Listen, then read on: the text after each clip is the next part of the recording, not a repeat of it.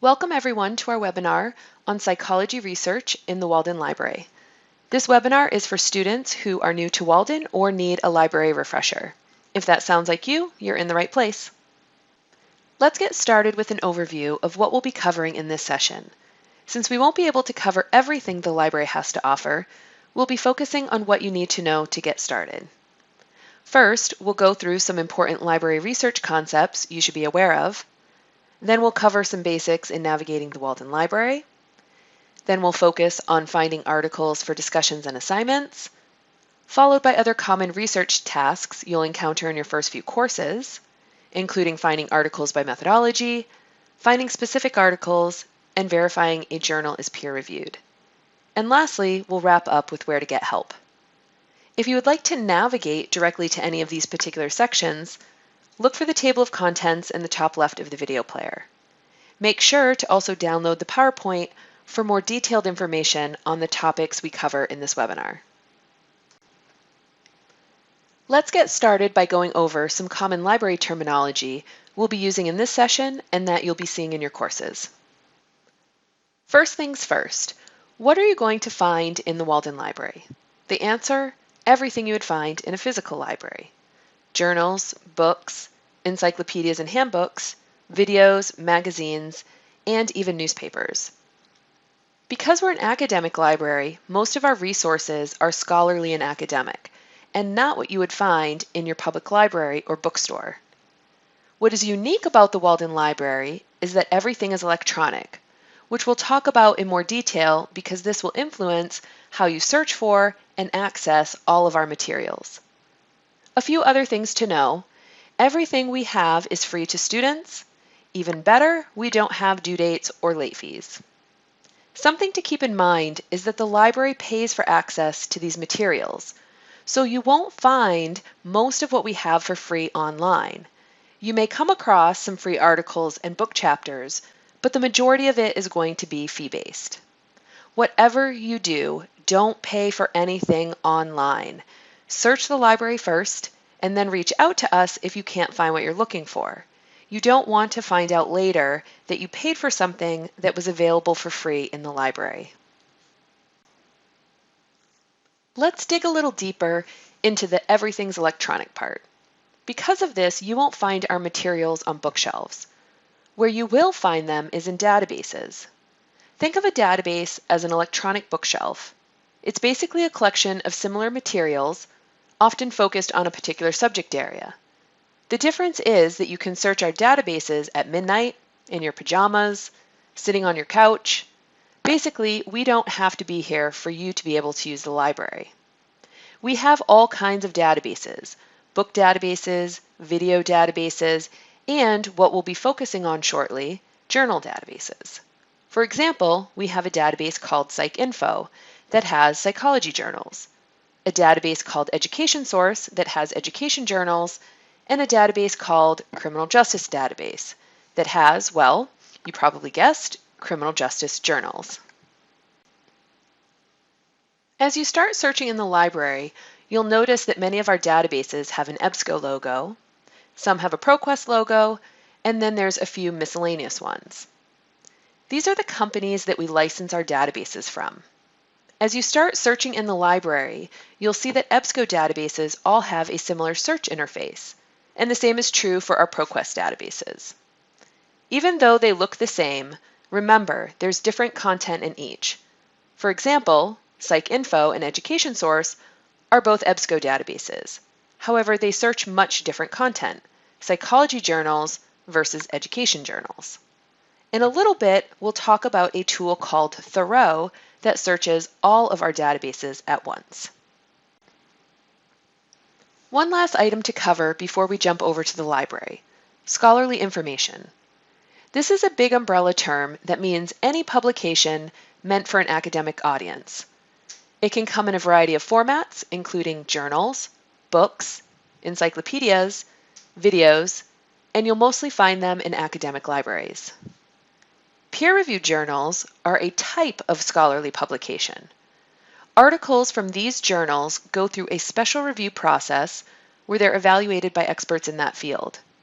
They might report on original research, which we call empirical research, or they might summarize other research, which includes literature reviews, systematic reviews, and meta-analyses. These types of journals are found in electronic databases that again are mostly found in academic libraries. Lastly, it's important to know if you're looking at a primary source or a secondary source. A primary source is where the author presents their own research, theory, ideas, or experience. A secondary source analyzes and discusses someone else's research. When you're working on assignments and discussions, you'll most often be asked to use peer-reviewed articles. Always make sure to understand what you're being asked for. Now let's hop over to the library and take a look around. The quickest way to get to the Walden Library is through our web address, library.waldenu.edu. But you'll also find links to the library in your student portal and Blackboard classrooms. As I mentioned earlier, for much of your coursework, you'll be searching peer-reviewed journals. There's two basic ways to do this in the library: the Thorough search box at the top of the page and the Research by Subject button. Thorough searches most of our databases at the same time. We're going to come back to this in a little bit. Right now, let's focus on Research by Subject. This button is where you'll find databases organized by subject area. For example, you can search just business, just criminal justice, only education, or any of the other subjects listed. All of these pages are set up the same so you can easily navigate between them. Let's head over to the psychology research page since you'll be spending much of your time there. All the research pages are split into two sections. The top section includes physical items you can use, such as journal databases, test and instrument databases, videos, and books. The bottom part of the page includes how-to guides that walk you through different types of research, such as how to do a literature review, find tests and measures, research theories, or find statistics. Since we want to search psychology journal databases, we'll go back to the top and click on the first drop-down menu. You'll see our more popular psychology databases listed here, and more are available using this link at the bottom. As a psychology student, PsycInfo, our main psychology database, will be one of your go-to databases. Now that we've talked about where to search, let's talk about how to search. These 8 steps will guide you through a search from beginning to end. Searching databases is a process of trying a search, reviewing your results, modifying your search, then trying another search. Just like you need to revise a paper to get the best results, the same is true for searching databases. Your first search is typically not going to be your best, and the same is true for us librarians as well. So don't give up after your first search if you don't get perfect results. Let's take a look at how this works in practice. For step 1, we'll list the main ideas of our topic and brainstorm any synonyms we can think of, since different researchers are likely to use different terms. Let's imagine this is a prompt in one of your classes. Choose a current topic in psychology and discuss its effects on a specific population. What programs are being used to address this issue? Use the scholarly literature to support your response. We'll choose a current topic, drug abuse, and a specific population, high school students, and we'll list program here as well. Then we'll list all of our synonyms: substance abuse and drug addiction, and secondary school students, a term used in many countries outside the United States, teenagers and adolescents, and intervention and treatment. Let's head over to the library for step 2 and choose a database to search. Since our topic is about psychology, we're going to go to the psychology research page by clicking on Research by Subject, then Psychology. We'll click the Psychology Databases drop-down menu and select PsycInfo, our main psychology database. Now we're on the landing page of the PsycInfo database, where we can set up our search. For step 3, we'll enter one idea or concept into each search box. We'll put drug abuse in the first and high school students in the second. For step 4, we'll add in our synonyms for drug abuse, separated by or. For the moment, we'll stick to just high school students. We'll talk about what these search boxes mean in more detail on the results page. For step 5, we'll limit our search. Those options are further down the page. You'll see there are a lot of options to click, but again, let's focus on what you need to know to get started, which are only 3 limiters. We'll make sure full text is checked so we can read all the articles in our results list. We'll check peer review so we know all our results are from peer-reviewed journals. And lastly, we'll enter 2016 into the first search box under publication date, so all the articles in our results will be from the last 5 years. This is important since our prompt asked us for current literature. Now we're ready to search, which brings us to step 6. For step 6, we'll review our results. You'll see there's a lot going on here as well, so again, let's focus on the important stuff. Let's look more closely at our search. The database looks for the terms or phrases in each of the search boxes. That's what the and on the left means. You'll rarely, if ever, have to change this, so we won't go into much detail about the other options. The or inside a search box tells the database to look for any of those terms or phrases. So this search means find me articles about either drug abuse or substance abuse or drug addiction and that are also about high school students. If we look at the menu on the left, you'll see our results will also be full text, peer-reviewed, and published in the last 5 years. You can also select these here if you forget to select them on the main search page. In the results list, you'll see the article title, publication information, and subject terms. The subjects are the article's main ideas. To read the abstract, you can click on the article title, or you can hover over the magnifying glass on the right. These 4 places, the article title, publication information, subjects, and abstract, are where the database searches for the terms in your search boxes. It doesn't search the full text of the article. A well-structured search might have anywhere from a few dozen articles to a few hundred. You can see we have a good amount of results here, so not bad for our first try. Let's assume we found a few articles for our assignment.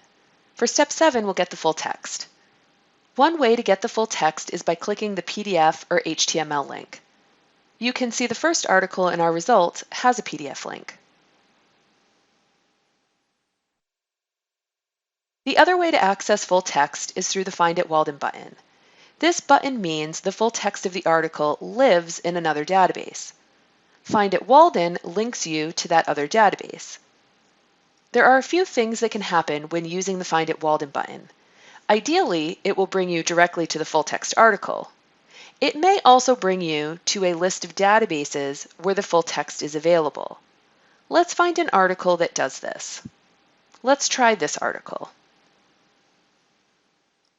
If we click any of these databases, we should be brought to the full text as well. Because the Find It Walden button has to interface with almost 100 databases with different functionality, there are times it doesn't always work. When this happens and you're working on coursework, it may be easiest to choose another article. For dissertation research, always reach out to us. Lastly is step 8. Evaluate, modify, experiment, and iterate. Remember, your first search is typically not your best, so let's experiment a little bit. Let's narrow our search to a specific drug. From reviewing the subjects in our results list, we can quickly see a theme of prescription drug abuse. Let's add that to our search. We'll update our results by clicking the search button. This limited our result numbers a good amount. Let's assume we look through the results and don't find enough information for our assignment. We can broaden our search and increase our results by adding in other synonyms for high school students and giving the database more terms to look for. You'll see I used an asterisk at the root of teen and adolescent. That tells the database to search for all the variations of these words. Let's update our search. Now we have a good set of results. Remember from our prompt, we need to find information on programs. So we'll add in another search box by clicking this plus sign on the right of the last search box. Here's where we'll enter programs and all our synonyms and update our search. This looks like a good results list to work with. There are a few more advanced search techniques that are listed in the PowerPoint. We're not going to cover those since we're focusing on the basics, but you can experiment with them later on if you'd like. Lastly, let's look at Thoreau. Remember, Thoreau searches most of the library databases at the same time, which means it searches all the individual subject-specific databases under Research by Subject. When using Thoreau, best practice is to click the Advanced Search link under the main search box, because you'll likely be searching more than one concept and you'll need a search box for each. Let's set up the same search we did in PsycInfo and look at the differences. You can see we have over 400 results compared to just over 100 results in PsycInfo.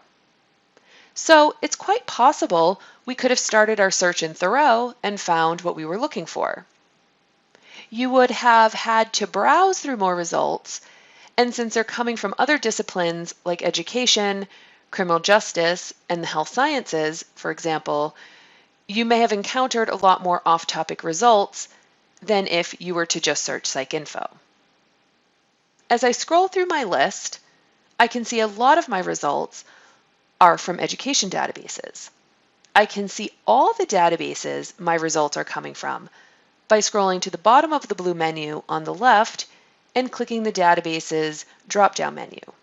So in this way, Thoreau can be a good discovery tool because it does search across multiple disciplines, and you might discover something serendipitously.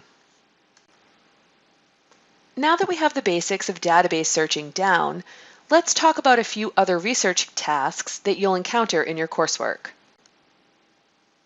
You'll often need to find articles that use a specific type of methodology. To do this, we're going to add the type of methodology we're looking for into one of the search boxes. Keep in mind that the database searches the article title, publication information, subjects, and abstract. The methodology may not be mentioned in any of these places, so this is an imperfect search at best. Let's search for qualitative articles. We'll add another search box by clicking the plus sign here on the right, and we'll enter the term qualitative and all the specific types of qualitative methodology we can think of. We now have a significantly less amount of results, but that also mention this type of methodology.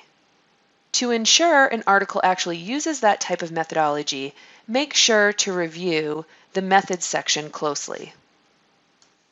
Another research task you'll need to know how to do is to search if an article is available in the library in full text. Let's assume in this article's literature review, we find another interesting article we want to read. To see if the library has it in full text, we'll need to head back to the library homepage. We'll search the title of the article we're interested in finding using the Thoreau search box. Remember, Thoreau searches most of the library's databases at the same time. You'll see your article is the only one in the results list, and you can access the full text by clicking on the Find at Walden button. Now that we have the full text article, we need to verify if it is from a peer-reviewed journal. To do that, we'll search the journal title in a database called Ulrichs. Let's go back to the library homepage. Click on Start Your Research in the top menu bar and select Verify Peer Review on the left.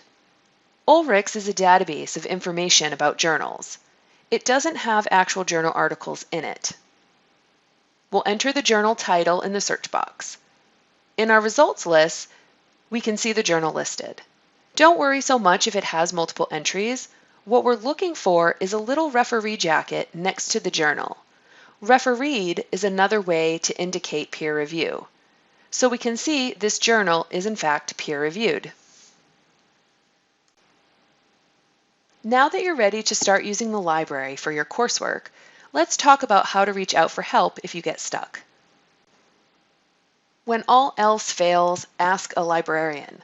Look for that button at the top right of all our web pages and in the databases. This is pretty much one-stop shopping for all the ways we can help support you with your library research. On the Ask a Librarian page, you'll see quick answers on the right. This is where you can search frequently asked questions and is a great place to go when you need an answer fast. For example, we didn't talk about DOIs. If you type DOI into the search box, you'll find answers to questions such as what is a DOI, how to find a DOI, or how to cite an article with or without a DOI. On the left side of the page are all the ways you can get one-on-one help. You can email us your question. We answer emails 7 days a week with a turnaround time of 24 hours. But you'll often get an answer the same day depending on when you email us. Email is best for more in-depth questions when you don't need an immediate answer. For less complex questions, you can chat with us if we're online. The best questions for chat include how to do a search in a library database for an assignment or discussion, or to maybe ask if we have the full text of an article you're looking for. Lastly are doctoral research appointments. And as the name suggests, these are available for doctoral students who are working on dissertation research. As you move further along in your program and begin working on dissertation, remember this is another option available to you to get one-on-one help. This wraps it up for this session. Keep an eye out for future webinars, including how to research theories, identifying a gap, the literature review for dissertation, and researching tests and measures.